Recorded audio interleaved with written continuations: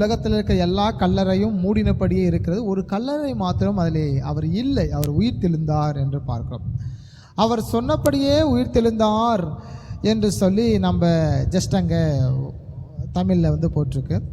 எனவே கல்லறை திறந்தது என்று நம்ம பார்த்துட்ருக்கிறோம். இயேசு கிறிஸ்து உயிரோடு கூட எழுந்திருக்கிறார். உயிரோடு கூட எழுந்து இன்று பிதாவின் வலது பரிசத்தில் அமர்ந்திருக்கிறார்.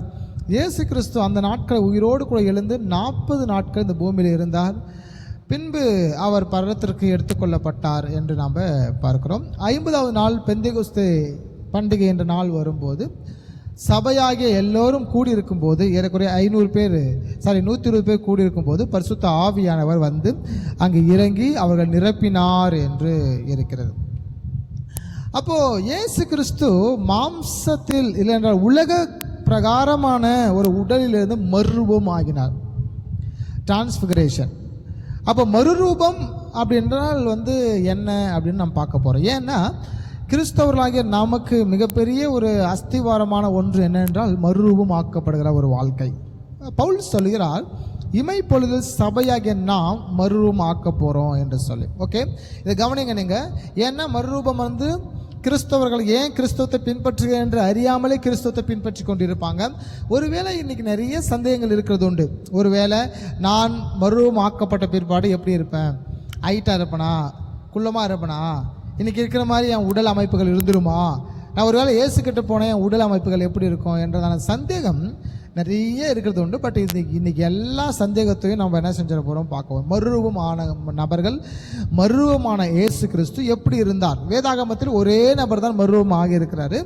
மீதி 2 பேர் எடுத்துக்கொள்ளப்பட்டார்கள். அவங்க உருவத்தை பற்றி நமக்கு பெருசு சொல்லப்படவில்லை என்றாலும் இயேசு கிறிஸ்துடைய உருவத்தை பற்றி சில வசனங்கள் சொல்லியிருக்கிறது. 1 யோவான் 3ஆம் அதிகாரம் 2வது வசனத்தை நாம் கவனிக்கும் போது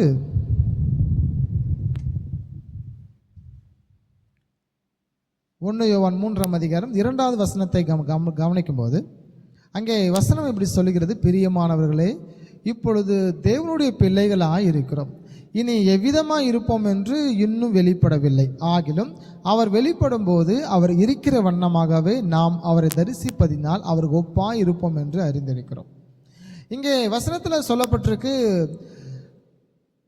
இப்பொழுது தேவனுடைய பிள்ளைகளாய் சபையில் இருக்கிறீர்கள், இனி எவ்விதமாய் இருப்போம் என்று இன்னும் வெளிப்படவில்லை என்று யார் சொல்றான்னு பார்த்தீங்கன்னா யோவான், வெளிப்படுத்தின யோவான் எழுதுகிற அந்த வார்த்தையை. ஆகிலும் கிறிஸ்து வெளிப்படும் போது அவர் எப்படி இருக்கிறாரோ நாமும் அப்படியே அதுக்கு ஒப்பாக மாறுவோம் என்று தான் அங்கே யோவான் எழுதுகிற ஒரு மிக முக்கியமான ஒரு வசனம் இது. ஏன்னா இன்னைக்கு இருக்கிற நாம் கிறிஸ்து வருவாரானால் எப்படி மாறுவோம்? கிறிஸ்து வருவாரானால் சபையாகிய நாம் எப்படி இருப்போம்? கிறிஸ்து வருவாரானால் நம்ம வாழ்க்கை தரங்கள் எப்படி இருக்கும்? கிறிஸ்து வருவாரானால் நம்ம உடல் தோற்றங்கள், உடல் அமைப்புகள் எப்படி இருக்கும்? ஒரே நம்முடைய கண், காது, மூக்கு, வாய் இதெல்லாம் அந்த நாட்கள் எப்படி இருக்கும் என்ற கேள்விகள், இன்றைக்கெல்லாம் சில கேள்விகள் இப்படி இருக்கிறது உண்டு. நான் இந்த பூமியில் குட்டையாக இருக்கிறேன், அதனால் நான் பரலோகத்துலேயும் குட்டையாக இருந்துருவேனா? இந்த பூமியில் நான் ஹேண்டிகேப்பாக இருக்கிறேன், நான் பரலோகத்துலேயும் ஏதாவது உடல் ஊனமாயிடுமோ? ஒருவேளை இப்படி எல்லாமே பேசுகிற ஜனங்கள் இருக்கிறாங்க. இந்த உலகத்தில் எனக்கு கண்ணு தெரியாது, பரலோகத்து போவோம் எனக்கு கண்ணு தெரியாமல் போயிருக்குமா என்றதான கேள்விகள் இருக்கு.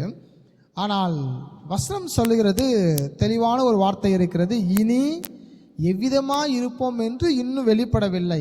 ஆனாலும் அவர் ஒரு இங்கு வைக்கிறாரு, ஒரு புல் ஸ்டாப் வச்சு சொல்றாரு, ஆனாலும் கிறிஸ்து வெளிப்படும் போது அவர் எப்படி இருப்பாரோ நாம் எப்படி அவர் பார்ப்போமோ அந்த மாதிரி நம்ம சரீரம் மாறிடும் அப்படின்னு தான் யோவான் எழுதுறார். இப்போ என்ன கண்டுபிடிக்கணும்னா இந்த வசனத்தில் இயேசு மரித்த பிற்பாடு எப்படி இருந்தார் அப்படின்னு நம்ம கண்டுபிடிச்சிட்டோம் அப்படின்னா நம்ம எப்படி இருப்போம் அப்படின்னு நம்ம கண்டுபிடிக்க முடியும். அப்போ இயேசு எப்படி இருந்தார் அப்படின்றத ஜஸ்ட் அப்படி பார்க்க போகிறோம். எப்போ இயேசு மரித்து சிலுவையில் அறைந்து மரித்த பிற்பாடு அவர் உயிர்த்தெழுந்தார். 3ஆம் நாளிலே உயிர்த்தெழுந்த பிற்பாடு 40 நாட்கள் பூமியில் இருந்தார். அந்த 40 நாட்கள் தன் வாழ்க்கை தரங்களும் தன்னுடைய உடல் அமைப்புகளும் மற்றவோடு பேசின அந்த பழக்க முறைகளையும் தான் நம்ம இன்னைக்கு கவனிக்க இருக்கோம். ஒருவேளை நம்ம கண்டுபிடிச்சிட்டோம் அப்படின்னா இயேசு எப்படி வெளிப்படுவார் அப்படின்னு நமக்கு தெரிஞ்சிடும். நம்முடைய உடல் தோற்றங்களும் நம்ம மறுரூபமும் எப்படி இருக்கும் என்று தெரியும். சில பேர் மறுரூபம் என்றால் ரொம்ப வெண்வஸ்திரம் தரிக்கப்படும், ஒயிட் அண்ட் ஒயிட் ஆகிடுவோன்ற ஒரு குழு சொல்லுது. ரெண்டாவது ஒரு குழு சொல்லுது ரக்க வந்துடும். யாருக்கு மாதிரி? தேவதூதர் மாதிரி நம்ம ரக்க வரும், நம்ம தேவதூதர் போர் இருப்போம். வசனம் சொல்லுது இல்லைங்களா, நீங்கள் தேவதூதர் போய் இருப்பீங்கன்னு சொல்லி, அதனால் தேவதூதர்கள் போய் இருப்பீங்கன்னு சொன்னால ரக்க வந்துடும் என்று ஒரு குழு. இன்னொரு குழு என்ன சொல்லிட்டு இருக்கு அப்படின்னா, திருமணம் ஆகாதவங்க தான் பரலோகத்துக்கு போவாங்க, திருமணம் ஆனவங்க பரலோகத்துக்கு போக மாட்டாங்க. அவர்கள் திருமணம் ஆனவங்க தான் ராஜ்யம். அதனால தான் இன்றைக்கி சிபிஎம் அவர்கள் திருமணம் செய்து கொள்ளாமல் அவர்கள் ஊழியம் செய்கிற இந்த காரியங்களை வைத்து இப்படி ஒரு கூட்டம் என்ன பண்ணிட்டுருக்கு சொல்லிட்டு இருக்கு. ஒரு குழு என்ன பண்ணிட்டு இருக்கு, நம்ம எப்படி இருக்கோமோ அது மாதிரி தான் இருப்போம். இப்போ சின்ன குழந்தை இருக்கும்போது நீ சத்துட்டேன்னா சின்ன குழந்தை தான் பரலோகத்தில் இருப்பேன், பெரியவனா இருக்கும்போது சத்துட்டா பெரியவனா தான் பரலோகத்தில் இருப்பேன், வயசான காலத்தில் சத்துட்டா வயசானதான் தான் பரலோகத்தில் இருப்பேன். ஒருவேளை வயதாகி ஒருவேளை வயசான தாத்தா பாட்டி காலத்துக்கு போயிட்டு அப்படின்னா தாத்தா பாட்டியாக தான் பரலோகத்தில் இருப்பேன்னு இதுவும் ஒரு குழு என்ன செஞ்சுட்டு இருக்காங்கன்னா சொல்லிக்கிட்டு இருக்கிறாங்க. ஆனால் இயேசு கிறிஸ்து எப்படி உயிர் தெழுந்தார் அப்படின்னு நாம் பார்த்தோம் அப்படின்னா நம்ம நிறைய கேள்விகளுக்கான பதில்களை நாம் கண்டுபிடுவோம். 1 கொரிந்தியர் 15:51 வசனத்திலே இப்படி ஒரு வசனம் சொல்லப்பட்டிருக்கிறது. இதோ ஒரு ரகசியத்தை உங்களுக்கு அறிவிக்கிறேன், நாம் எல்லோரும் நித்திரை அடைவதில்லையாகிலும் கடைசி எக்காலம் தொனிக்கும் போது ஒரு நிமிஷத்திலே ஒரு இமை பொழுதிலே நாம் எல்லோரும் மறுரூபம் ஆக்கப்படுவோம் என்று பவுல் சொல்லுகிறார். பவுலின் விசுவாசம் என்ன என்றால், மறுரூபமாக்கப்படுவீர்கள் என்று சொல்லலை, நாம் எல்லோரும் என்ன செய்ய போகிறோம், மறுரூபமாக்கப்படுகிறோம் என்று தன்னையும் அவர் இன்க்ளூடு பண்ணி சொல்கிறார், தன்னையும் சேர்த்து சொல்கிறார். அப்படி என்றால் என்ன அர்த்தம்? பவுலின் நம்பிக்கை என்ன என்றால், தன் காலத்திலே வருகை வரும் என்று விசுவாசித்தார். பவுல் நம்பினார் என் காலத்திலே கர்த்தர் வருவார், அதனால தான் அவர் தன் காலத்திலே வருவார் என்று வருகைக்காக காத்திருந்தார். இன்னைக்கு சபையார் வருகைக்காக காத்திருக்கிறது இல்லை. இன்னைக்கு ஏன் கிறிஸ்தவர்கள் வேகமாக கெட்டு போகிறார்கள், ஏன் பின்மாற்றம் அடைகிறார்கள், ஏன் பொல்லாத பாவத்திற்கு சிக்கிக்கொள்கிறார்கள்? தாங்களுடைய வாழ்க்கை தரங்கள் அவர்கள் நேசித்து ஒழுங்குபடுத்தாத காரணம் வருகை தாமதிக்கும் என்று சிலர் நினைக்கிறார்கள் என்று வசனம் சொல்லுகிறார். ஆனால் அவர் தாமதம் இல்லை, சிலராயிரம் ரட்சிக்கப்பட வேண்டிய காலங்களை அவர் கொஞ்சம் கடத்திருக்கிறார். ஏற்ற காலங்கள் வரும்போது நிச்சயமாக கிறிஸ்துவாக தேவன் வருவார், அவர் இனி வருவார். இனி காலம் செல்லாது என்று வசனத்தில் வாசிக்கிறோம். ஆனால் பவுலோட விசுவாசம் போல தான் நம்ம வாழ்க்கையில் இருக்கணும். இயேசு வருவதற்காக காத்திருக்கணும். இயேசு வருகைக்காக நீங்கள் காத்திருங்க, உங்களுடைய சிறையிருப்பை கர்த்தர் மாற்றுவார். ஹல்லேலூயா. உங்களுடைய எண்ணங்களை கர்த்தர் மாற்றுவார், உங்கள் தேவைகளை கர்த்தர் மாற்றுவார். என்ன தேவை? இந்த இக்காலத்து பாடுகள்லாம் வருகிற மகிமைக்கு ஈடாகாது.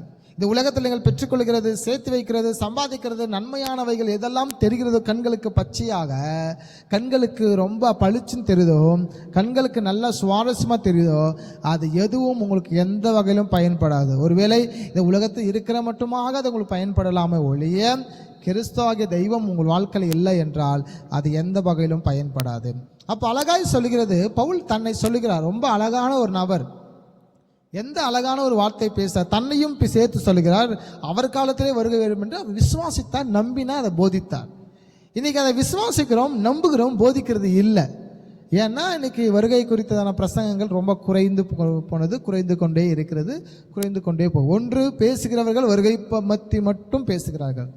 இன்னொன்று, பேசுகிறவர்கள் பரலோகத்தை பற்றி மட்டும் பேசுகிறார்கள். இன்னொரு குழு பேசுகிறத நரகத்தை பற்றி மாத்திரம் பேசி கொண்டிருக்கிறார்கள். ஆனால் சுவிசேஷத்தையும் பேசுகிறார். சுவிசேஷம் என்றால் இயேசு கிறிஸ்து பிறப்பு, அவருடைய இறப்பு, அவருடைய மரணம், அவருடைய பாடுகள், அவர் செய்த ஊழியங்கள், அவரை குறித்து பேசுகிறது தான் சுவிசேஷம். இயேசுவை குறித்து பேசுகிறதான ஒரு வார்த்தை. அப்போ எல்லாவற்றையும் சொல்ல வேண்டும். சுவிசேஷத்தை பற்றி பேசி பேசி பேசி இன்னைக்கு அது ரொம்ப பழைய நியூஸ் ஆகிறதுனால இன்னைக்கு வருகையை பற்றி பேசுகிறாங்க. எல்லாரும் தீர்க்கதரிசனம் சொல்கிறாங்க. அங்கே பாரு அது நடக்குது, இங்கே பாரு இது நடக்குது, ஈரானில் பார்த்தீங்களா, அமெரிக்காவில் பார்த்தீங்களா, இஸ்ரேலில் பார்த்தீங்களா. ஏன் இதெல்லாம் எல்லாம் தீர்க்க தரிசன ஆவியை கொண்டவர்களாக தீர்க்கதரிசனம் பேசுகிறார்கள். தாங்களுக்கு ஒவ்வொருவருக்கும் ஒவ்வொரு வரத்தை கொடுத்திருக்கிறார். சில வரங்கள் அவ்வப்போது வெளிப்படுகிறது, அந்தந்த இடத்துக்கு ஏற்றால் போல, அந்த மக்களுக்கு ஏற்றால் போல. தீர்க்கதரிசனம் சொல்லுகிறார்கள் என்றால் எல்லோரும் தீர்க்கதரிசனம் சொல்ல முடியும், சொல்ல வேண்டும், சொல்லுகிறார்கள். காரணம், அவர்களுக்கு தேவை என்றால் அந்த நாட்களில் கர்த்தரை வெளிப்படுத்துகிறார். அப்போ பவுல் சொல்லும்போது சொன்னார் இது ஒரு ரகசியம் என்று சொன்னார். பவுல் சொல்லும்போது சொன்னார் அந்த ரகசியத்தை நான் உங்களுக்கு அறிவிக்கிறேன் என்று சொன்னார். பவுல் சொல்லும்போது சொன்னார் நாம் நித்திரை அடைவதில்லை என்று சொன்னார், நாம் மரிக்கிறதில்லை என்று சொன்னார். அப்படி என்றால் என்ன அர்த்தம்? நாம் ஜீவிக்கிறோம் என்று அர்த்தம். நீங்கள் மரித்தும் ஜீவிக்கிறீர்கள். உங்களுக்கான இளைப்பாறுதலான இடம் ஒன்று கொடுக்கப்பட்டிருக்கிறது. அந்த இளைப்பாறுதலான இடத்திலே ஆண்டவர்களுக்கு பங்கடைய செய்கிறார். நீங்கள் மரித்தும் பேசுவீர்கள், மரித்தும் வாழ்வீர்கள். கர்த்தர் சொன்னார், நித்திய ஜீவனங்கள் கொடுப்பேன் என்பதை நான் சொன்ன உங்களுக்கு வாக்குத்தத்தம். யோவான் புத்தகத்தில் 17ஆம் அதிகாரத்தில் இப்படி வசனம் சொல்கிறது, ஒன்றான மெய் தேவனாகிய பிதாவையும் அவர் அனுப்பின இயேசு கிறிஸ்துவையும் அறிவதே நித்திய ஜீவன். கிறிஸ்து என்ற தெய்வத்தை அறிந்து கொண்டால் நித்திய ஜீவன். எனவே பவுல் சொல்லுகிறார், எக்காலம் ஊதப்படும். 2 வகையான எக்காலம் ஊதப்படுகிறது. ஒன்று மனவாட்டியாக சபைக்கு மாத்திரம் தான் கேட்கும்.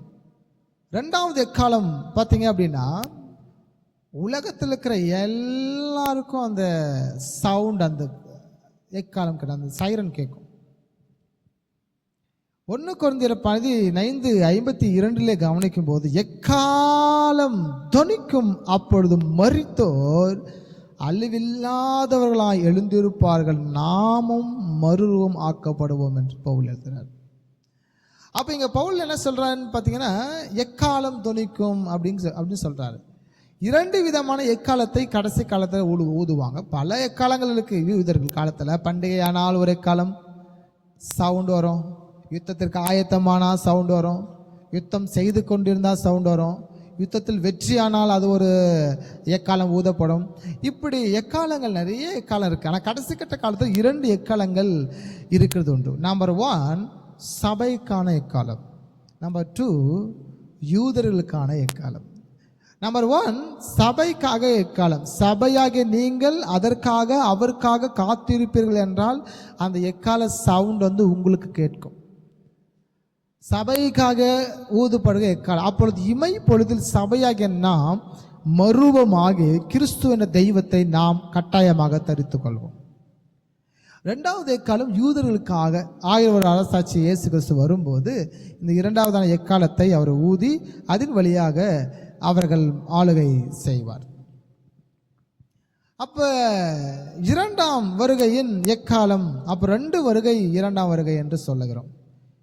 இமை பொழுதில் நாம் மறுரூபம் ஆக்கப்படுகிறோம் என்று இருக்கிறது. இமை பொழுதில் சபையாக நாம் மறுரூபம் ஆக்கப்படுகிறோம். மரித்தோர் அழிவில்லாதவர்களாய் எழுந்திருப்பார்கள். நாம் எல்லாம் மரித்திருக்கிறோம். கிறிஸ்துவை உடையவர்கள் ஜீவனை உடையவர்கள், கிறிஸ்து இல்லாதவர்கள் ஜீவன் இல்லாதவர்கள். இயேசுவை ஏற்றுக்கொண்டவர்கள் இளைப்பாறுதல் இருப்பார்கள், அவர்கள் அழிவில்லாமல் எழுந்திருப்பார்கள். அவர்களுக்கு மரணம் இல்லை. 2வது ஒரு மரணம் என்று இருக்கிறது, அந்த மரணம் அவர்களுக்கு இல்லை. அப்போ மரித்தோர் அழிவில்லாதவர்களாய் எழுந்திருப்பார்கள். இனி எவ்விதமாய் இருப்போம் என்று இன்னும் தெரியாது என்று யோவான் சொன்னார். ஆனால் யோவான் சொன்ன அதே வசனத்தில் இன்னொரு ஒரு ஆன்சரையும் உள்ள வைத்தார். என்ன ஆன்சர் உள்ள வச்சிருக்காருன்னு பார்த்தீங்கன்னா, இயேசு எப்படி இருப்பாரோ அப்படி நாமும் அவர் இருப்போம் அப்படின்ட்டு முடிக்கிறார். அப்போ அந்த பவுல் அங்கே நம்மளுக்கு சொல்லிக் கொடுத்தார். லாஸ்ட் 1 இதில் இயேசு கிறிஸ்து இருக்கும் விதமாகவே நாமும் இருப்போம். அப்போ இயேசு எப்படி இருப்பார் என்று நாம் கற்றுக்கொண்டால், இல்லை தெரிந்து கொண்டால் நாம் அப்படி இருப்போம். அப்போ ரூபத்தில் கிறிஸ்துவுக்கு ஒப்பாக இருப்போம். ரூபத்தில், அதிகாரத்தில் இல்லை. இன்னைக்கு நிறைய மக்கள் வெவ்வேறான உபதேசங்களுக்கு செவி கொடுக்குறது. அதிகாரம்னா என்ன அர்த்தம்னா, இன்னைக்கு ஒரு ஊழியக்காரர் பேசுகிறது நான் கேட்டேன். எல்லாருக்கும் உலகத்தை ஆண்டவர் பரலோகத்தில் கொடுக்க போறாராம். அதாவது எப்படின்னா, இந்த மாதிரி வானம், இந்த மாதிரி பூமியில் கொஞ்சம் மக்களை கொடுத்து உனக்கு நீ ஒரு சாமி ஆக்கி உங்களை ஒரு உலகத்தை உங்களுக்கு கொடுத்துருவார். உங்களுக்கு உலகம், உங்களுக்கு உலகம், உங்களுக்கு உலகம், நீ தான் அதில் சாமி என்று சிலர் சொல்லுகிறீங்கெல்லாம் உலகத்தை ராஜ்யம் செய்யக்கூடியவர்கள். அதனால் அநேக பிதா வீட்டின் அநேக வாசஸ்தலங்கள் உண்டு என்று சொல்லியிருக்கிறாரு. உலகங்கள் என்று வசனத்தில் வாசிக்கிறோமே. அப்படின்னா இந்த ஒரு அண்டம், ஒரு யூனிவர்சல், இந்த மாதிரி பல அண்டங்கள் இந்த உலகத்திலே இருக்கிறதாக வேதம் சொல்லுது. அவருக்கு அண்டங்கள் இருக்கிறது, பல வானம் இருக்கிறது, பூமியை போல பல கோள்கள் அவர் வைத்திருக்கிறார். அவருக்கு எண்ணிலடங்காத அதிசயங்கள் செய்த தேவன். எனவே அற்புதத்தின் தேவன், பெரிய ராஜா, பராக்கிரமசாலி என கத்த, சர்வ வல்லமையுள்ளவர், சர்வ வியாபி என்று அவர் வாசிக்கிறோம் அவரை குறித்து. அப்போ அவ்வளோ பெரிய தேவன் இப்படி சின்ன சின்ன உலகத்தை உங்களுக்கு கொடுத்துருக்கிறார் அப்படின்னு சொல்லிட்டு இருக்கிறாங்க. பட் இது கள்ள உபதேசமான ஒன்று. நமக்கு உலகம் கிடையாது. நம் கிறிஸ்துவின் மனவாட்டி, கிறிஸ்துவோடு இருக்கக்கூடிய மனவாட்டி. ஆமென். அப்போ ரூபத்தில் கிறிஸ்து ஒப்பானவர்கள் அல்லாமல் அதிகாரத்தில் அவருக்கு ஒப்பானவர்கள் அல்ல. அவர் தேவன், அவர் ஏக சக்கராதிபதி, அவர் கர்த்தர், அவருடைய அதிகாரத்துக்கு ஈக்குவல் நாம் கிடையாது. அவர் ரூபத்திற்கு படைக்கும் போதே மனிதனை அப்படிதான் படைத்தார், அவர் சாயலின்படியும் அவர் ரூபத்தின்படியும். பொதுவாக ஆண்டவர் நம்மை அப்படி படைத்தபடியினாலே நாம் உயிர் தெழும்போது அவருக்கு ஒப்பாக இருப்போம். ஆனால் யார் ஒப்பாக இருப்பான்? இயேசுவின் மேல் நம்பிக்கை இருந்தால் நாம் ஒப்பாக மறுரூபமாக்கப்படுவோம் என்று யோவான் சொன்னார். அப்போ கிறிஸ்துவாகிய தெய்வத்தின் மேலே நமக்கு நம்பிக்கை இருக்குமானால், இருப்பீர்களானால் நீங்கள் மறுரூபம் ஆக்கப்படுவீர்கள். அப்போ எம்மா ஒரு சீடர்கள் வாழ்க்கையில் சில காரியங்களை தான் நாம் பார்க்க போகிறோம். எம்மா ஒரு சீடர்கள் உங்களுக்கு எல்லாருக்கும் தெரியும்.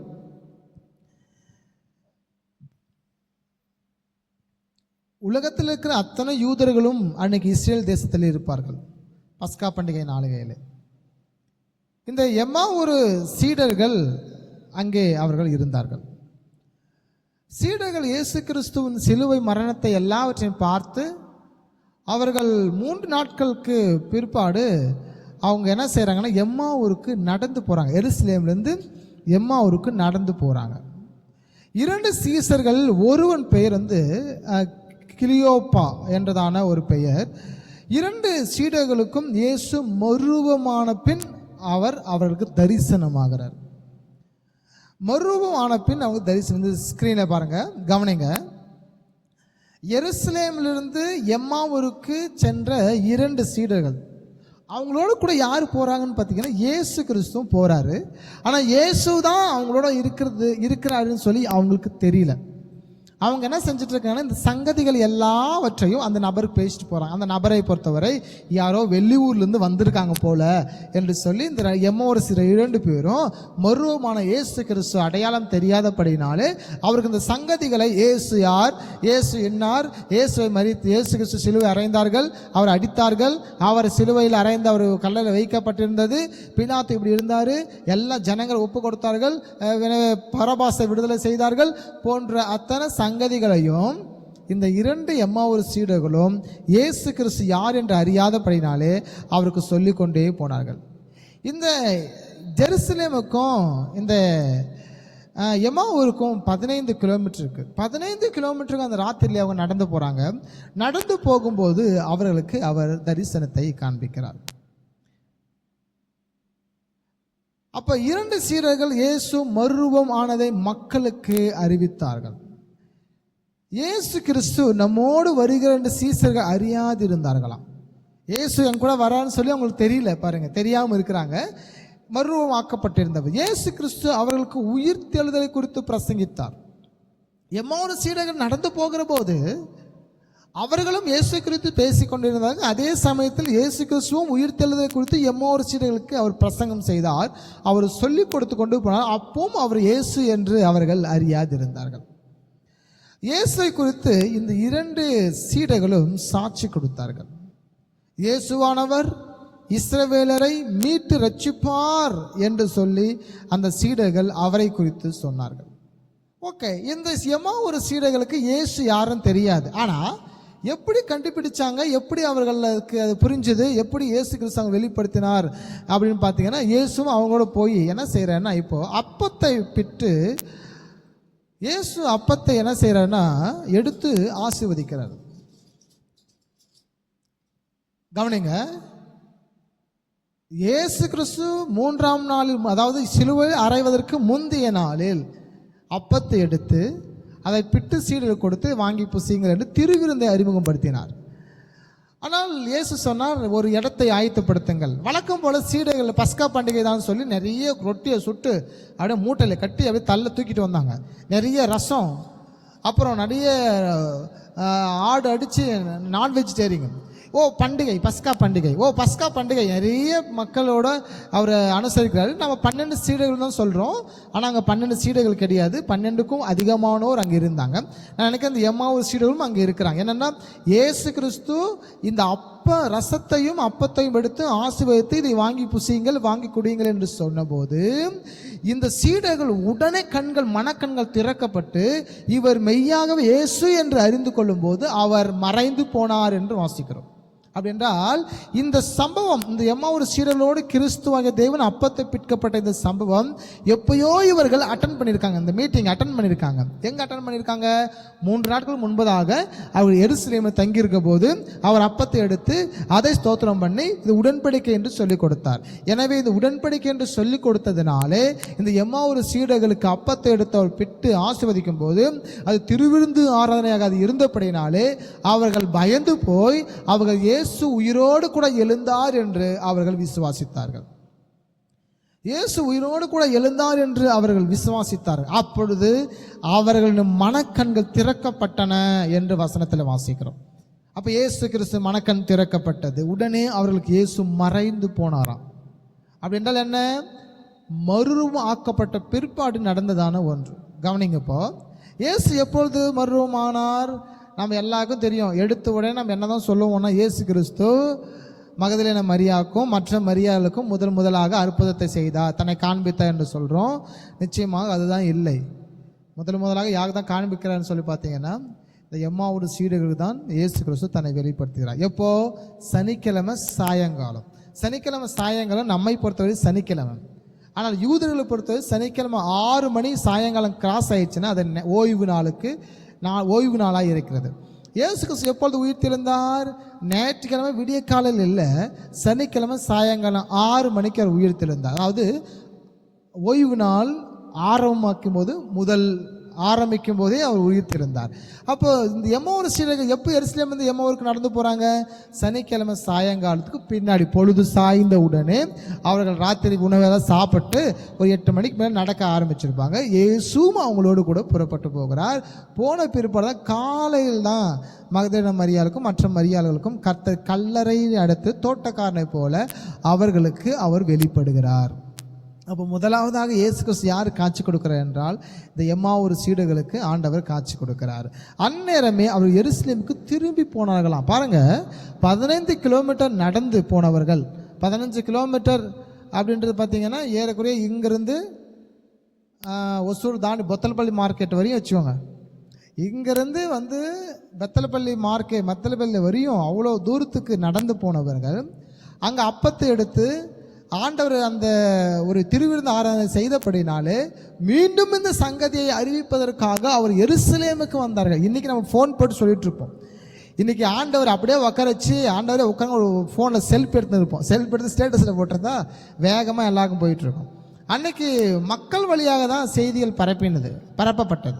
ஸோ அந்த எம்மாவூர் சீடர்கள் மறுபடியுமாக அதே ராத்திரியில் அங்கேருந்து மறுபடியும் ரிட்டன் 15 கிலோமீட்டர் எருசலேமுக்கு வந்து அந்த சங்கதியை அறிவித்தபடியினால தான் காலையிலே மகதலேன மரியாளும் மற்ற கன்னிகைகளும் இயேசுவின் கல்லறை பார்க்கும்படி போனார்கள். எப்படி போனார்கள்?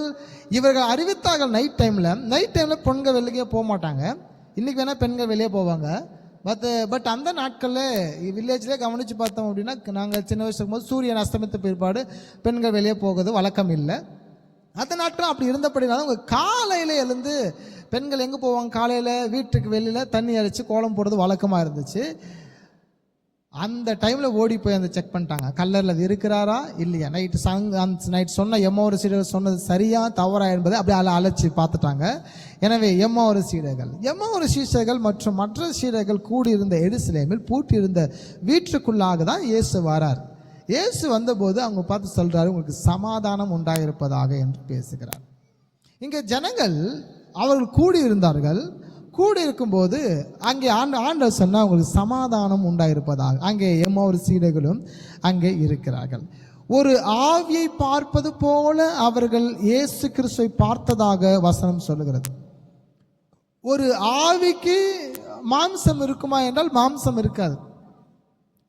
ஆனால் அவர் மகிமையின் சரீரத்தோடு எழுந்தபடினாலே அவருக்கு மாம்சம் இருந்தது. அதனால தான் அவர் என்னை தொட்டு பாருங்கள் என்று சொன்னார். ஆனால் அந்த ஆவி இந்த பில்டிங்குள்ள உடைச்சிட்டு உள்ள சரீரம் வராது. ஆனால் மகிமையின் சரீரம் பூட்டின வீட்டுக்குள் வந்தது. அப்படின்னா என்ன அர்த்தம்? நம் உயிர் தெழுந்த பிற்பாடு மறுரூபமாக்கப்பட்ட பிற்பாடு நாம் அடையாளம் காணப்பட முடியாது. இந்த முகம் இருக்காது. இன்னைக்கு எல்லாருக்கும் முகம் இருக்கு இல்லைங்களா? உங்களுக்கு என்ன இருக்காது? அந்த நாட்களில் இந்த முகபாவனை இருக்காது. அப்போ என்ன இருக்கும் அப்படின்னு பார்த்தீங்கன்னா, இப்போது ரோபோ இருக்குது, ஒரு ரோபோவை செய்கிறேன் நான். 100 ரோபோவை செஞ்சாலும் 100 ரோபோ பார்க்க எப்படி இருக்கு? ஒரே மாதிரி இருக்கு. இது ஒரு வழக்கமான ஒன்று. இயேசு கிறிஸ்துவை நாம் ரட்சிக்கப்பட்டு அறிந்த பிற்பாடு, மறுமாக்க பிற்பாடு நம்முடைய உடல் தரங்கள், உடல் எப்படி இருக்கும்னு பார்த்தீங்கன்னா ஒரே விதமாக இருக்கும். இப்போ நீங்கள் கேட்கலாம், எப்படி அடையாளம் கண்டுபிடிப்பது? நீங்கள் தான் இவர், நீங்கள் தான் இவர், நீங்கள் தான் இவர் என்று அடையாளம் கண்டுபிடிப்பது. இப்போ நான் நிறைய பேர் சொல்லுவாங்க, ஞானஸ்நானம் எடுத்த பெயர் வச்சுக்கோ, இல்லைன்னா நீ பரலோகத்துக்கு போக மாட்டேன், ஞானஸ்நானம் பெயர் ஆண்டவர் சொல்லி அழைப்பார் அப்படின்னு சொல்லுவாங்க. இன்றைக்கி என் பேர் தேவராஜ் தான், ஞானஸ்நானம் எடுத்த பின்னாடி அந்த பேர் தான் வச்சாங்க. உங்களுக்கு நிறைய பேர் வச்சுருப்பாங்க, மாற்றி மாற்றி பேர் வச்சுருப்பாங்க. மணிக்கு கண்மணின்னு பேர் வச்சாங்க. பரலோகத்தில் கண்மணி கூப்பிடுவாங்கன்னா கூப்பிட மாட்டாங்க. அவர் சொன்னார், புதிய நாமத்தை உங்கள் மேல் எழுதுவேல் என்று வெளிப்படுத்தல் விசேஷத்தில் 3ஆம் அதிகாரத்தில் வசனம் இருக்கிறது. உங்களை ஆண்டவர் அழைத்து கொண்டு போய் உங்களுக்கு புதிய நாமத்தை கொடுப்பாராம். அப்படின்னா என்னன்னா, இன்னைக்கு பூமியில் வைக்கப்படுகிற எந்த பெயரும் உங்களுக்கு பயன்படாதது இந்த பூமியில் பயன்படுத்தி கொள்ளலாம் ஒழிய பரலோகத்தில் என்ன செய்ய முடியாதுன்னா உங்கள் பெயரை யூஸ் பண்ண முடியாது. உங்கள் உடல் அழகையோ உடல் தோற்றத்தையோ பயன்படுத்த முடியாது. அங்கே எல்லாரும் தேவதூதரை போல் இருப்பதாக சொல்லப்பட்டிருக்கிறது. அது மட்டும் இல்லாமல் இயேசு கிறிஸ்து கூடவே பழகின இயேசு கிறிஸ்துவே அடையாளம் காண முடியாத சீடர்கள் இருந்தபடினாலே மறுமாக்கப்பட்ட பிற்பாடு இயேசு கிறிஸ்துவை போல நாம் ஆகுவோம். அது எப்படி இருப்போம் அப்படின்னா, சேம் எல்லாம் ஒரே மாதிரி இருப்போம். எல்லாருக்கும் வெவ்வேறான பெயர்கள், வெவ்வேறான நாமங்கள் கொடுக்கப்பட்டு பெயர் சொல்லி அப்பொழுது உண்மையாகவே அழைப்பார். அந்த பெயர் தான் ஒரிஜினல். யார் பெயர் சொல்லி அழைப்பார்? தேவன். உங்களையா இயேசுவை ஏற்றுக்கொண்டு பரலோகத்துக்கு போகக்கூடிய பரலோக பிரபஞ்ச யாரும் அவர்களை தான் அவர் அழைப்பார். அப்போ இங்க வாசிக்கிறோம், யார் கைகளையும் கால்களையும் தொட்டு பாருங்கள் என்று இயேசு சொன்னார். அப்போ ஒரு ஆவிக்கு மாம்சம் இருந்தது, அதுபோல நம்முடைய ஆவிக்கு அந்த நாட்களே மாம்சம் இருக்கும். அந்த மாம்சம் என்ன மாம்சம் என்றால் மகிமையின் சரீரமாகிய மாம்சம். இதை தான் ஆண்டவர் ஆதியாகமம் 1ஆம் அதிகாரம் 26, 27 ஆகிய வசனத்திலே ஆதாம் ஏவலை படைத்தது 6ஆம் நாளில் படைத்த அந்த படைக்கப்பட்ட மனிதர்கள் தான் இந்த மனிதன். அவங்க கை கால்கள் இருக்கும், தொட்டு பார்க்க முடியும், கண்ணால் பார்க்க முடியும். அவங்களுக்குள்ள ஆத்மா நாட்களே இருந்தது. ஒரு ஆவிக்கு மாம்சம் இருக்கிறது என்று வசனம் சொன்னது. இயேசு கிறிஸ்துக்கு முன்பதாக இயேசு சீனுக்கு முன்பதாக புசித்தார். ஒரு ஆவியனா சாப்பிடாது. அப்போ இயேசு கிறிஸ்து மறுவும் ஆகி அதை சாப்பிட்டார். இன்றைக்கி நம்மளுக்கு எல்லாருக்கும் பயங்கர கேள்வி, பரலோகத்து போய் அவர் சொன்ன மறைவான மன்னாவை புசிக்க கொடுப்பேன் என்று சொன்னாரே, ஜீவ விருட்சத்தின் கனியை புசிக்க கொடுப்பேன் என்று சொன்னாரே, பரலோகத்தில் ஜீவ விருட்சத்தின் கனி இருக்கா? அந்த கனியை சாப்பிடணும்னா உடல் தேவை இல்லையா? பல்லெல்லாம் வேணும் இல்லைங்களா? வாய் வேணும். அப்போ உடலெல்லாம் இங்கே அழிஞ்சு போகுமே, அங்கே என்ன கொண்டு போவோம்? அதான் மகிமையின் சரீரம். அப்போ அவர் ரூபத்திற்கு ஒப்பான ரூபத்திற்காக சபைகள் மாறுகிறது. மறுரூபமானது சில சீடர்கள் நம்பவில்லை என்று இருக்கு. ஏன் நம்பவில்லை? இயேசு பார்த்த 33 வருஷம் பார்த்த முகம் மாறி இப்போ இல்லை. அப்போ இருந்த ஹைட்டு வெயிட் மாதிரி இப்போ இல்லை. இப்போ ரொம்ப டிஃப்ரெண்ட்டாக இருக்கிறதுனால சில சீடர்கள் அவரை நம்பவில்லை. கிறிஸ்து என்று அவர் நம்பவில்லை என்று நாம் வேதாகமத்திலே படித்தோம். இயேசு வானத்திற்கு ஏறும் முன் சீடர்களுக்கு ஒரு கட்டளை, பிரதானமான கட்டளைகளை கொடுத்து விட்டு போனார். அப்பொழுது கூட சில பேர் அவர் இயேசுன்னு நம்பவில்லை. 40 நாட்கள் கிறிஸ்து பூமியில் இருந்தும் கூட, சிலருக்கு வெளிப்படுத்தியும் கூட சிலர் இயேசுவை அறியவில்லை, இயேசுவை நம்பலை. இவர் முகங்கள் மாறி இருக்கு, உடல் தோற்றங்கள் மாறி இருக்கு என்று சொல்லி அநேகர் அவரை நம்பவில்லை. முன்னிருந்தது போல இயேசு கிறிஸ்து பார்ப்பதற்கு இல்லை. அப்படி என்றால் பரலோகத்துக்கு போகிற நீங்கள் யாருமே எப்படி இருக்க மாட்டீங்க?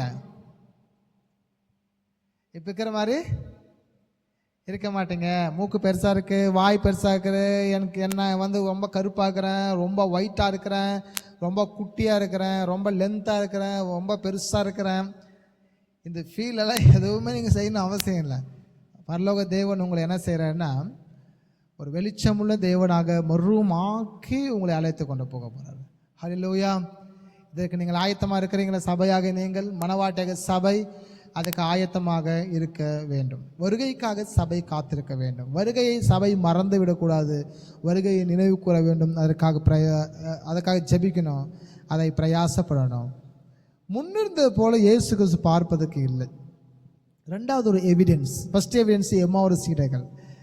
ரெண்டாவது சீடர்கள் மரியாளும் மற்ற மரியாள்களும்.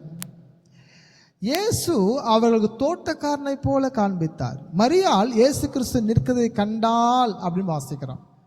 இயேசு கிறிஸ்து நிற்கிறதை அவள் கண்டு அவர் தோட்டக்காரர் என்று எண்ணினாள். அப்படி என்றால் என்ன அர்த்தம்? இயேசு கிறிஸ்து மருவமான பிற்பாடு உடல் தோற்றங்கள், முகபாவனைகள், பேச்சு எல்லாமே மாற்றப்பட்டிருக்கிறது. எல்லாவற்றையும் அவர் மாற்றியிருக்கிறார்.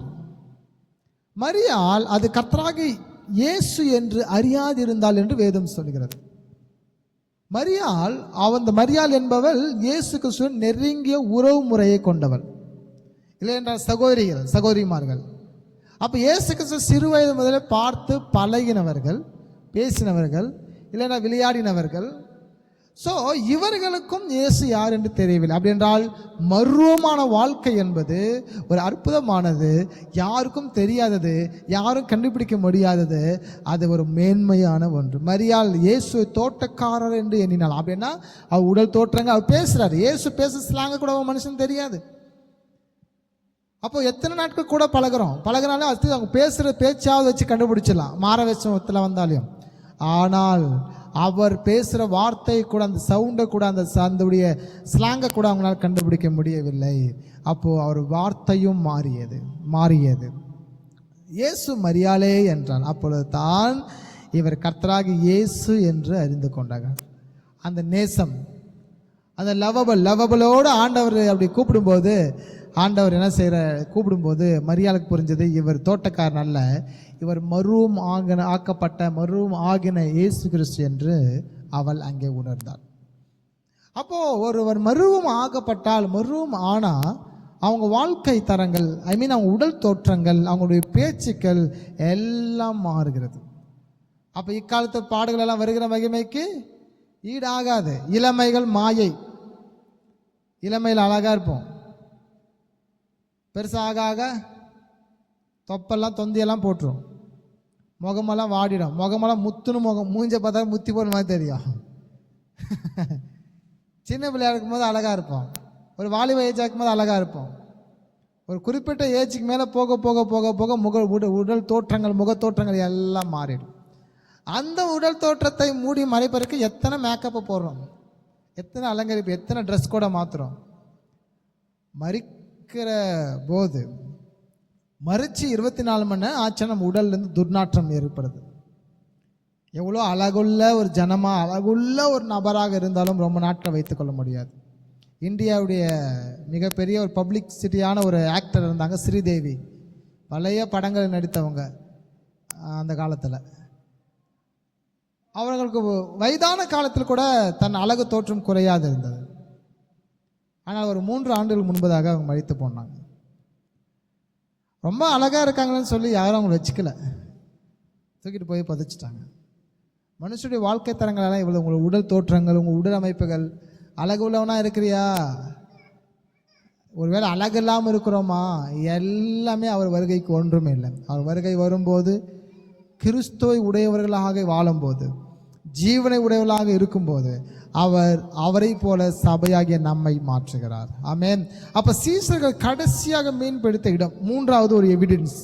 ஃபஸ்ட்டு எமானுசியர் கண்டுபிடிக்கவில்லை, 2வதாக மகதலேனா மரியாளும் மற்ற மரியாளும் கண்டுபிடிக்கவில்லை, 3வதாக சீடர்களுடைய வாழ்க்கை தரங்கள் பாருங்க. இயேசு சிலுவையில் அறைந்த பிற்பாடு, மரித்த பிற்பாடு இவங்க 3 நாள் விட்டுட்டு என்ன செஞ்சிட்டாங்கன்னா, இவங்க மீன் பிடிக்க போயிட்டாங்க. ஏன்னா வயிற்று பிழைப்பு போகணும்ல, இயேசு சுற்றிட்டு இருந்தோம், அற்புத அடையாளம் நடக்கும், சில நன்மைகள் நடந்தது. இப்போது வயிற்று பிழைப்புக்காக என்ன செய்யணும் அப்படின்னா போக வேண்டியதாக இருக்குது. இப்போ மீன் பிடிச்சிட்டு இருக்கிறாங்க. விடியற் காலத்தில் இயேசு கடற்கரையில் நின்றார். சீசர் எடுத்து சாப்பிட ஏதாவது உண்டா என்றார். சீசர்களை பார்த்து சாப்பிட்றதுக்கு ஏதாவது இருக்கான்னு கேட்குறாரு.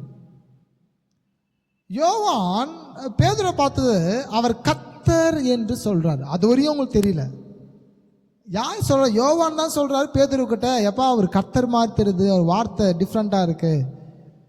உடனடியாக இயேசு முன்னதாகவே அப்பத்தையும் மீனையும் கடற்கரையில் தயார் செய்து வைத்திருந்தார். இவங்க போய் ராமுழுதும் பிரயாசப்பட்டாங்க, ஒன்றும் அகப்படவில்லை. ஒன்றுமே கிடையாது அவங்ககிட்ட, ஒரு மீனும் மாட்டல. பசியோடு இருக்கிறாங்க. இயேசு கிறிஸ்து கடற்கரையிலேருந்து கூப்பிட்றாரு அவங்கள. இந்த வார்த்தையெல்லாம் கடற்கரையிலேருந்து கூப்பிட்றாரு. யோவான் நடக்கிறது. அவங்க உடனடியாக யோவான் பேதுருவை பார்த்து சொல்கிறாரு, அவர் இயேசு கர்த்தர். அங்கே உடனே இயேசு கிட்ட போய் கடற்கரையை போய் பார்க்குறாங்க. அங்கே அப்பத்தையும் மீனையும் செய்து வச்சிருக்கிறார் இயேசு கிறிஸ்து. அப்பொழுது சீசர்கள் இவர் இயேசு என்று அறிந்து கொண்டபடினாலே ஒருவனும் அவர் அண்டையில் வினாவவில்லை என்று வசனத்தில் வாசிக்கிறோம். ஒருவனும் அவர் அண்டையிலே கேள்வி கேட்கவில்லை. அப்படின்றால் இங்கே இயேசுவும் புசித்தார் என்று வசனம் இருக்கிறது. இந்த வசனத்தில் கவனித்து பார்த்தீங்கன்னா உள்ள இயேசுவும் அங்கே சாப்பிட்றவங்களோட சேர்ந்துட்டு.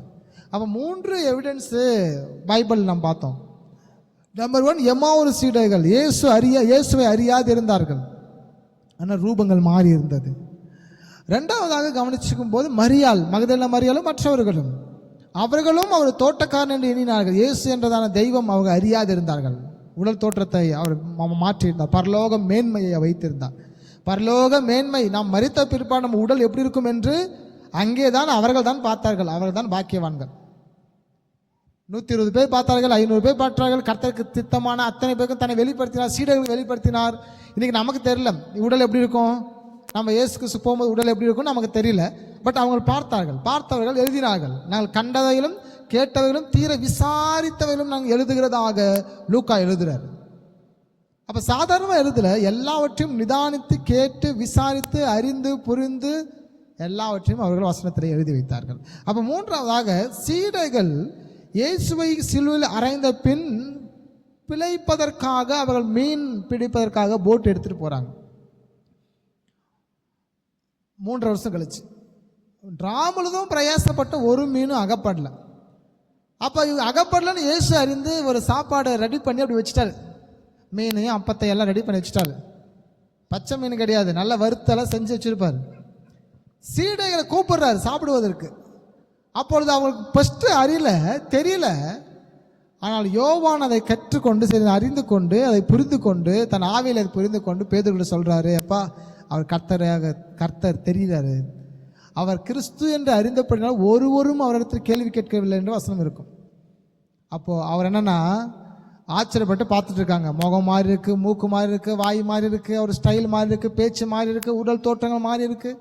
அதை பார்த்து அவர்கள் ஒரு கேள்வியும் கேட்கவில்லை. அதனால தான் அவங்க அவ்வளோவா விசுவாசித்தாங்க. மறுவும் ஆக்கப்பட்டதை பற்றி ஏன் அவ்வளோ பிரசங்கம் பண்ணார்கள். ஏன் மரித்தாலும் பரவாயில்லைன்ற 120 பேர் மொட்டை மாடியில் உட்காந்து ஜெபிச்சாங்க. ஏன் மரித்தாலும் பரவாயில்லைன்னு சொல்லி கர்த்தருக்காக வைராகி வாழ்ந்தாங்க தெரியுமா? அந்த மறுமாக்கப்பட்ட அந்த உடலை பார்த்தார்கள், நம்பினார்கள், அதிகமாக நம்பினாங்க. 40 நாட்கள் அநேகருக்கு கர்த்தர் தன்னை வெளிப்படுத்தி காண்பித்தார். அத்தனை பேர்களும் கிறிஸ்துவுக்காக ஊழியம் செய்தார்கள். பட் பல பேர் பைபிள் கிடையாது. ஏன் தெரியுமா? மறுமாக்கப்பட்ட ஒரு உடலை பார்த்து அவர்கள் இக்காலத்து பாடுகள் வருகை மகிமைக்கு ஈடாகுமோ என்றார்கள். சீமோன் பேதுருவை தலைகீழாக சிலுவை அறைந்தார்கள். அவரை சிலுவையில் கொண்டு போகும்போது தானாகவே கேட்டுக்கொண்டார், என் இயேசு கிறிஸ்துவை சிலுவையில் அறைந்தீர்கள், ஆனால் என்னையோ அதைவிட கொடுமையாக அறையுங்கள் என்று சொல்லி தானாகவே கேட்டுக்கொண்டார். தலைக்கிழகனை அறைந்து என்னை கொண்டு போடுங்கள் என்றார். என்னன்னா வருகிற மகிமையை, அந்த உடலை, மருவமாக்கப்பட்ட உடலை தான் பார்த்தபடியினாலே அதன் மேல் தீராத ஒரு ஆசை, தீராத ஒரு அன்பு அவருக்கு வந்தபடியினாலே நான் எப்பொழுது மறிப்பேன், எப்பொழுது அந்த உடலை தரித்துக் கொள்வேன் என்றதான ஒரு ஆசையோடு கூட அவர் தொடர்ந்தார். இப்போ இந்த வசனத்தை வாசிங்க. 1 யோவான் 3ஆம் அதிகாரம் 2ஆம் வசனம். பிரியமானவர்களே, இப்பொழுது தேவனுடைய பிள்ளைகளாய் இருக்கிறோம், இனி எவ்விதமாய் இருப்போம் என்று இன்னும் வெளிப்படவில்லை. ஆகிலும் அவர் வெளிப்படும் போது அவர் இருக்கிற வண்ணமாகவே நாம் அவரை தரிசிப்பதினால் கிறிஸ்து ஒப்பாய் இருப்போம் என்று அறிந்திருக்கிறோம். ஹல்லேலூயா. அப்ப கிறிஸ்துக்கு ஒப்பான சபையாகிய நாம் கிறிஸ்துக்கு ஒப்பான ஜனங்களாக மாறியிருப்போம் எப்பொழுது? அவர் வெளிப்படும் போது. அப்போ கிறிஸ்துவின் வருகைக்காக சபையாக நாம் காத்திருக்க வேண்டும். அப்படிமாக வசனத்தில் இருக்கிறது, இயேசு தம் சபைக்காக பரலோகத்திலிருந்து வரும்போது உயிரோடு இருக்கும் விசுவாசியின் சரீரம் உடனே மறுவும் ஆக்கப்பட்டு அழியாததும் சாவாமையை உடையதாக மாறும். இப்போ இந்த சரீரம் அழியக்கூடியது, இப்பொழுது சரீரம் எப்பொழுதும் மாறிக்கொண்டே இருக்கும். இந்த சரீரம் அழிய வேண்டியது, சாகக்கூடியது. ஆனால் மறுவும் ஆக்கப்படுகிற வாழ்க்கை என்பது அழியாமை, சாவாமை. அந்த சரீரத்துக்கு வியாதிகள் கிடையாது, அந்த சரீரத்துக்கு தேவைகள் கிடையாது, அந்த சரீரத்துக்கு எந்த பாடுகளும் கிடையவே கிடையாது. பவுல் நாம் என்று சொல்லுகிறார். அந்த வார்த்தையில் நாம் என்றால் என்ன அர்த்தம்? இயேசு கிறிஸ்து தமது உண்மையுள்ள சபைக்காக வருவது பவுலின் தலைமுறையிலே நடக்கும் என்று அவன் எண்ணியபடியினால் அவ்வாறு குறிப்பிட்டான். அப்போ ஒவ்வொரு கிறிஸ்துவனுடைய வாழ்க்கையில் நம்பிக்கை எப்படி இருக்கணும்னா, என் வாழ்க்கையில் என் காலங்களில் வருகை வர வேண்டும் என்று விசுவாசிக்கணும். அதனால தான் இன்னைக்கு நிறைய கிறிஸ்தவங்க இடறி போகிறதுக்கு இது மிக முக்கியமான காரியம் என்னன்னா, கர்த்தர் வருகை தாமதம் என்று எண்ணி சிலர் வயலுக்கு போகிறார்கள், சிலர் தன் வேலைகளை செய்கிறார்கள், சிலரோ அவர் வருகை தாமதம் என்று எண்ணி கடைசி நேரத்தில் வந்துடலான்னு சொல்லி பாவமான வாழ்க்கைக்குள்ள மறைந்து வாழ்கிறார்கள். ஆனால் வசனம் சொல்லுகிறது, அவர் வருகை எப்பொழுது என்று அறியாதபடினால் சபையாகி நீங்கள் விழித்திருங்கள் என்று சொன்னார்.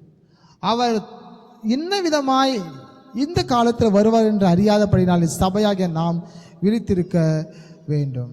பவுலின் வாழ்நாளில் இயேசு கிறிஸ்து வராவிட்டாலும் அவ்வாறு அவன் விசுவாசித்தால் தவறு செய்யாதிருந்தான். விசுவாசித்ததால் தவறு செய்யவில்லை. இன்னைக்கு ஏன் மீறுதலுக்கு உட்படுறோம்? கர்த்தர் ரொம்ப தூரத்தில் இருக்கிறான்னு சொல்லி இன்னைக்கு நம்ம தப்பு பண்ணிடுறோம். அவர் வருகிறார், நாளைக்கு வரான்னு தெரிஞ்சபடியே இன்னைக்கு மனம் திரும்பிடுவோம். அப்போ அவர் வருகைக்காக சபையாக நாம் காத்திருக்க வேண்டும். ஏனெனில் இயேசு கிறிஸ்து எந்த நேரமும் வர முடியும் என்று பவுல் அறிந்தார். சபையாக நீங்கள் அறிந்து கொள்ளணும், இயேசு கிறிஸ்து என்ன செய்ய போறாரு? எந்த நேரத்திலையும் வருவார், எந்த நேரத்திலையும் வருவார். அவர் வருகைக்கு சபையாக நீங்கள் ஆயத்தமாக இல்லைன்னா, சபையாக நீங்கள் ஆயத்தமாக வரலன்னா, நீங்கள் அதிலிருந்து பரலோகராஜ்யத்துக்கு வர முடியாமல் தவிப்புகள் உண்டாகும், தத்தளிப்பு உண்டாகும், வேதனைகள் உண்டாகும், வேகுலங்கள் உண்டாகும். ஸோ சபைக்காக நீங்கள் ஆயத்தப்பட வேண்டும். இயேசு கிறிஸ்து வருகைக்காக தமது வாழ்நாளில் எதிர்நோக்கி காத்திருந்தார் பவுல். அவர் வருகைக்காக சபையாக நீங்கள் எதிர்நோக்கி காத்திருக்க வேண்டும். புதிய ஏற்பாடு முழுவதும் எதை பற்றி முக்கியமாக அறிவிக்கிறது என்றால், ஒவ்வொரு விசுவாசியும் நாம் வாழ்கிற இந்த நாட்கள் கடைசியானது என்று நினைக்க வேண்டும். அதனால தான் மிஷினரிகள் எல்லாம் வாரி கொண்டு வந்து இறைத்தார்கள். இன்னைக்கு இந்திய தேசத்தில் இருக்கிற எத்தனையோ பல்கலைக்கழகங்கள், எத்தனையோ ஆசிரமங்கள், எத்தனையோ முக்கியமான கட்டிடங்கள் எல்லாம் அந்த நாட்களை கிறிஸ்துவ மிஷினரிகள் கட்டினது தான். அவங்களுக்கு உண்டானது எல்லாவற்றையும் விற்று இந்திய தேசத்தில் ஏழை எளிய ஜனங்கள் அதிகம் என்றும், இந்திய தேசத்தில் மக்கள் தொகை அதிகம் என்றும் தங்கள் சொத்துக்களை இழந்து பணத்தோடு வந்து வாரி இறைத்து அவர்கள் இந்திய தேசத்துக்கு செய்த நன்மைகள் கொஞ்சம் நஞ்சம் அல்ல, ஏராளமான நன்மைகள் இந்திய தேசத்திற்கு மிஷினரிகள் செய்தார்கள். அவர்கள் நம்பினார்கள், என் வாழ்க்கை இதோடு கூட என் வருகை, கர்த்தருடைய வருகை இருக்கிறது, கர்த்தர் வருகை நாளைக்கு இருக்குது என்று அவர்கள் அறிந்தபடினாலே செய்தார்கள். இன்னைக்கு ஏன் நம்ம சொத்து வாங்குறோம்? வாங்கி சேர்த்துன்னு சேர்த்துறோம், பினாமி பேரெல்லாம் சொத்து வைக்கிறோம். பணம் பத்தலை, கிறிஸ்தவர்களுக்கே இன்னைக்கு பணம் பத்தலை, போதுமானது இல்லை, ஊழியர்களுக்கு பத்தலை, விசுவாசிகள் பத்தலை. 20,000 சேலரி வாங்குறோம், 30,000 ஆசைப்படுறோம், 30,000 சேலரி வாங்குறோம், 50,000 ஆசைப்படுறோம், 50,000 சேலரி வாங்குறோம், 1 லட்சத்துக்கு ஆசைப்படுறான், 1 லட்சம் சேலரி வாங்குறோம், 2 லட்சத்துக்கு ஆசைப்படுறான். ஆசைகள் கூடிக்கொண்டிருக்கிறது, சொத்துக்கள் சேர்த்து கொண்டிருக்காங்க. வசனம் சொல்கிறது, யார் அதை வாரிக்கொள்வது என்று அறியாது இருக்கிறான். மனிதன் அறியாதபடியினாலே அவன் ஓடிக்கொண்டிருக்கிறான். அப்ப இருக்கிறவர்கள் போதுமே என்ன வேண்டும்? வருகைக்காக சபையை ஆயத்தப்படுத்த வேண்டும். சந்ததிக்காக சொத்துக்களை சேர்த்து வைக்கிறதாக எண்ணி எத்தனை பிள்ளைகளை மக்கள் இழந்தார்கள்.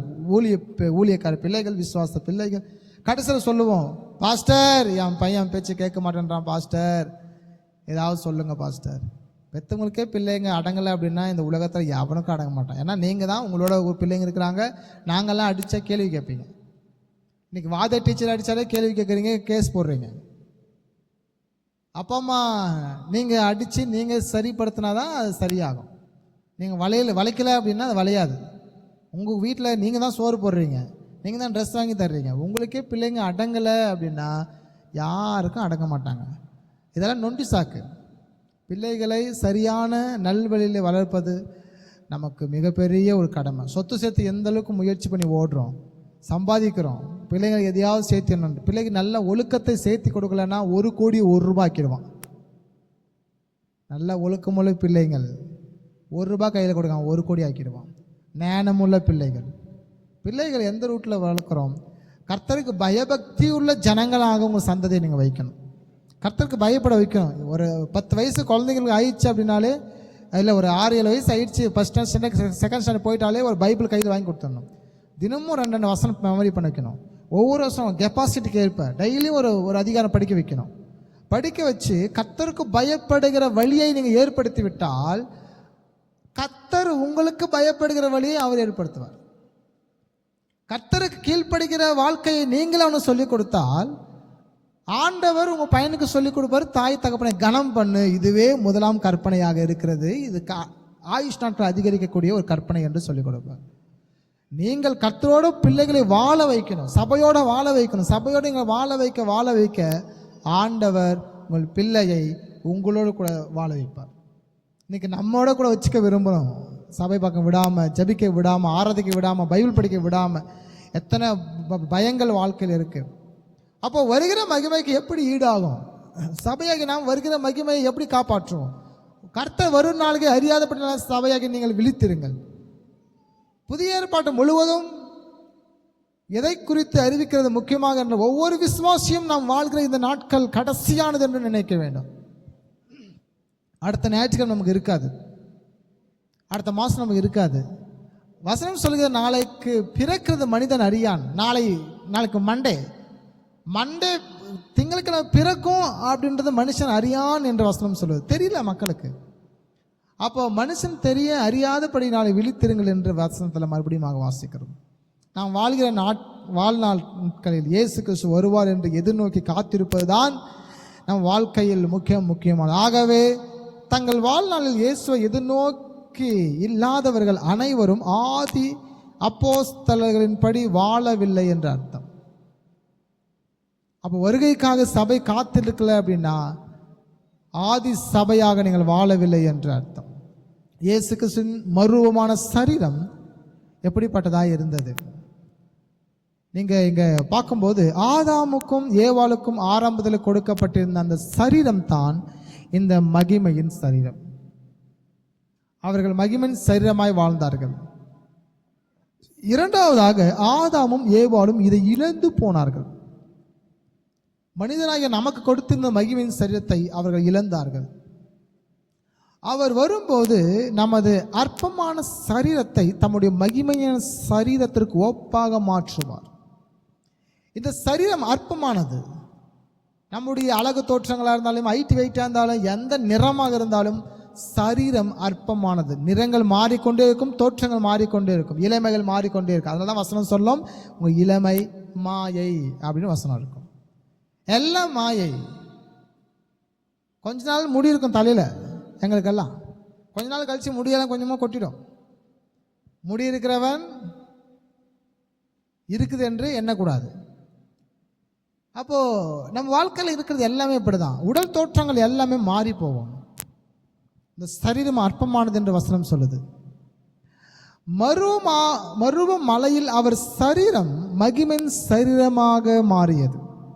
ஒரு புறத்தில் மோசேசும் ஒரு புறத்தில் எலியா அவர்களும் நின்று அவரோடு பேசினார்கள். அப்பொழுது அவர் சரீரம் வெண்வஸ்திரம் தரிக்கப்பட்டவராய் இருந்தாரே ஒழிய அவர் முகத்தை 3 சீடர்கள் பார்க்கவில்லை.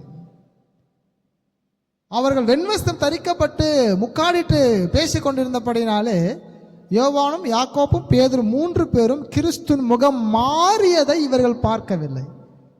ஆனால் கிறிஸ்து உயிர் தெழும்போது அந்த முகங்கள் அப்படி மாறி இருந்தது. அப்பொழுது அவங்களால் கண்டுபிடிக்க முடியல. ஒருவேளை முன்னாடி அந்த மருவம் ஆகும்போது மலையில் இயேசு முகத்தை அவங்க பார்த்துருப்பாங்க அப்படின்னா, இயேசு உயிர் தெழுந்து வந்தவுடனே முகத்தை பார்த்தோன்னே அவங்க கண்டுபிடிச்சிருப்பாங்க, இந்த முகத்தை நம்ம ஆல்ரெடி பார்த்துருக்கோம்னு சொல்லி. பட் அன்னைக்கு அவர் முகத்தை காட்டவில்லை.